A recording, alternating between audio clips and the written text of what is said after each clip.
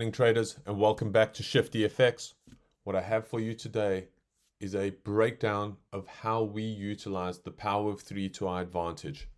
Yes, you've seen this before. You've probably seen it hundreds of times on YouTube and whatever other social media platform. However, I feel like it's lacking a bit of in-depth breakdown how you can utilize this to your advantage. Great, we want to see market trade above the accumulation, manipulate, and then expand and distribute to the downside. Sure, but how do we determine what our key levels are to trade off of? What process can we implement in the morning that keeps us in charge of what we're looking for each and every single day to prevent us from swaying our direction and bias? Just these little activities that we can do each and every single day, manually drawing it in, can make such a difference to your trading. And what I'm referring to is here on the right hand side. Understanding that if you are using the power of three concept and you are trying to look for the manipulation to the upside, where can we fundamentally look for PD arrays to get mitigated to fuel that move to the downside? Okay, and that's what we have for you today. You understand the anatomy of a candle. You understand the high, open, low, close. You understand the accumulation, manipulation, distribution. Great, you've heard it all before. But let's get into some details how you can actually execute from this. Okay, so if we go ahead to the 15-minute, I'm going to show you two examples today. I want to pull up the daily here next to it. And we're going to go through a process that I do every single morning. And there's no shortcuts. Just make sure you implement this and go about it just to get you settled into your trading. Okay, so one indicator we have on is the Asia range. All right, Asia range and central bank dealers range, good indication of the accumulation stage. Where market doesn't have a lot of volume, we want to see that get manipulated. We can see here on the right hand side, we had a strong impulse to the downside, inside bar forming a daily fair value gap. In my previous video, I discussed on how to determine daily bias. You see, this is an array candle, market closing aggressively into this PD array, not giving us a good indication of a rejection or that it's respecting this daily fair value gap yet. We get another inside bar, hands in our pockets, sitting tight, not trading. Okay, inside bar gets swept, market manipulates to the upside. At this point, you could capitalize, understanding that that is a swing high in the market. Okay, swing high. That market at this point might need to take these relative equal highs, mitigate deeper into this, tapping the CE of this daily fair value gap, and then fueling the move. Yes, it's great in hindsight, but these are the trades we take day in and day out. Okay, market then expands to the upside, giving us another close. This is not a point for you to say, okay, it swept a high, we're going to trade low to this candle. Again, this is where I said you're being misled by a lot of these guys just telling you, take the high. If it takes a high, close this within the body, that's it. No, you need to understand what your internal and external range liquidity is. You need to try put a story in place saying, this swing high is going to get taken to fuel the move to the downside. Once I get that reactive candle, I can look to capitalize on further moves. So at this point, you're sitting there and you're going, well, I have this drawn liquidity to the upside. Market hasn't shown its hand yet, not showing us any fair value gaps to the downside, not giving us rejection candles. It's most likely going to target this swing high. It's that simple. Market's going to target swing highs, mitigate fair value gaps. So what we see here, we have the Asia range, referring to this candle over here now. Market opens up, we get our checklist out. Power of three, right? And what we're looking to do is try and identify each and every single one of these. What is the higher time frame drawn liquidity? We've discussed that. Previous day's close, reactive or continuation, and the previous day's high or low as your target. Well, we have our previous day's high target over here. That's our immediate drawn liquidity.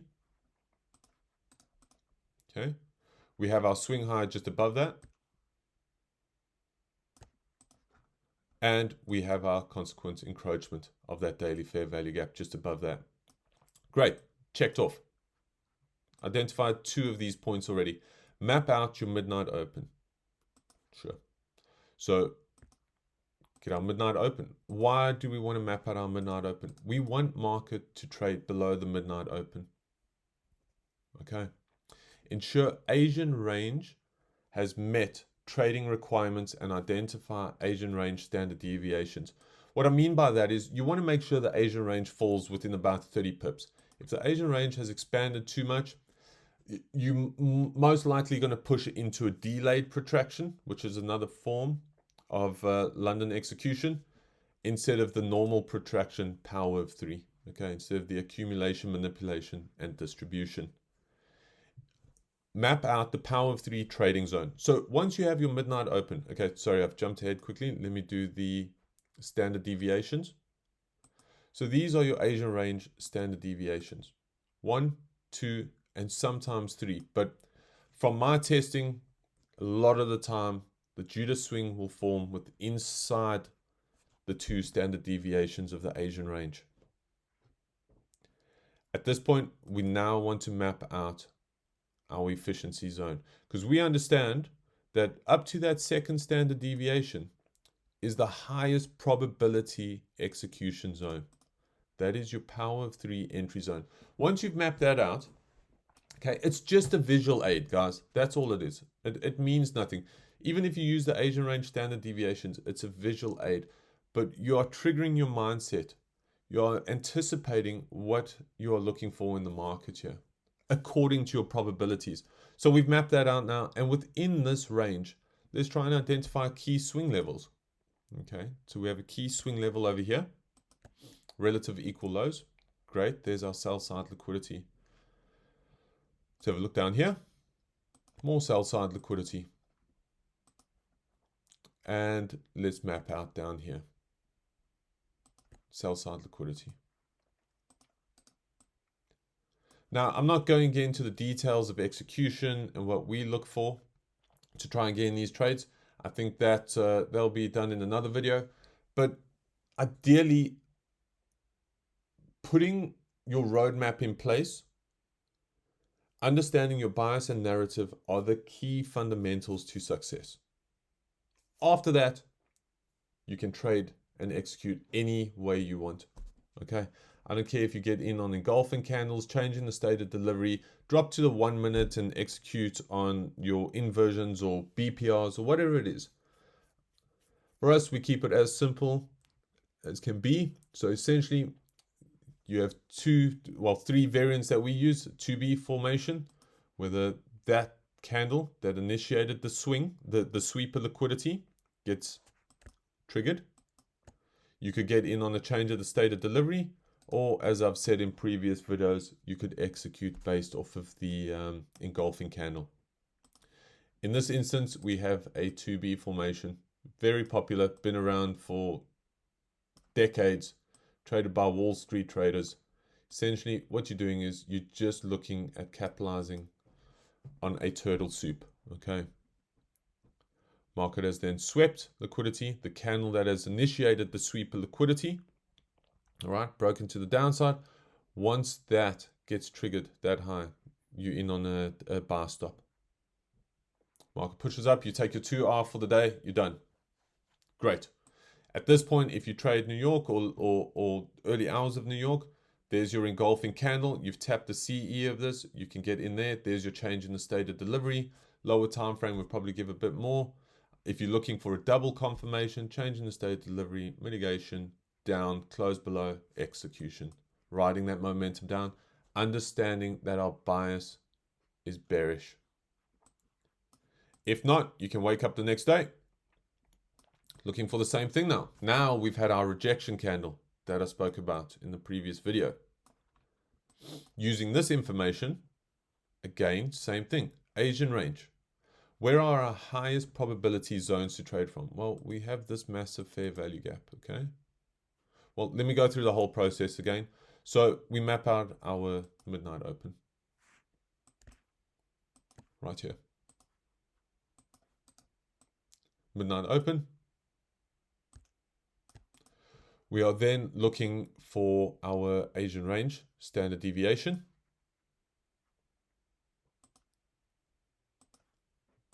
to show us what PD arrays we're looking for within those zones. We are looking for the power of 3 efficiency or highest probability zone. Great. Everything's in play now. Now what do? We try and look for our PD arrays. Where are we looking to execute from? Okay, so we have a fair value gap in this instance, which has been mitigated. Can we refine this a little bit? Yeah, absolutely. What do I see over here? We have a BPR overlapping with this, so we can extend that out. Where is our swing liquidity? Well, that's already been taken. Asia range has created the liquidity we need, relative equal highs. There's our buy side liquidity. So now we understand that's in place. What are we looking to target? We know that the previous day has set our lowest hanging fruit. Okay. That's our immediate drawn liquidity. Lowest hanging fruit, target the previous day's low, and then overall we could target the swing low of the overall move. Okay. So market trades up. Within our London kill zone, we get a sweep of this liquidity. You'll see, like I said, with the 2B candle, that one swept up. Nothing triggers below there in this instance. Market then trades up, taps into our BPR, breaks to the downside, giving us an engulfing setup, a change in the state of delivery, and I'm sure on the lower time frame, a few more factors. But we don't necessarily drop any further than the 15-minute unless we absolutely have to. It's created an overlapping fair value gap. Stops are just above the high, and you're targeting the low. And within these 2 days, you've managed to capitalize on about 6R quite easily if you've just taken profits at the lowest hanging fruit. These can easily be targeted to the downside, extending your risk to reward even further. I would suggest taking partials once you've hit these key levels like previous days' highs and lows. But there are plenty of opportunities, guys. Some days you just have to sit on your hands. Some days it will be as clear as day. But please start implementing this so you're not getting confused. You're drawing in your standard deviations of the Asian range. You're telling yourself, okay, if market trades above here, providing the Judah swing, this is the highest probability region that it's going to move from. Where are my key areas, my PD arrays that I want to execute from within these standard deviations? I have my bias, my narrative. You figure out your entry criteria. Entry criteria is the least of your concerns. Okay? Stop overcomplicating your trading when it comes to the entries. It doesn't have to be. If your bias and narrative is correct, you will be on the right side of the market. Just get in the trade. All right, traders. I hope that helped you out. If there's any questions, please just drop me some comments and I will reply to you. Have a good one. Cheers.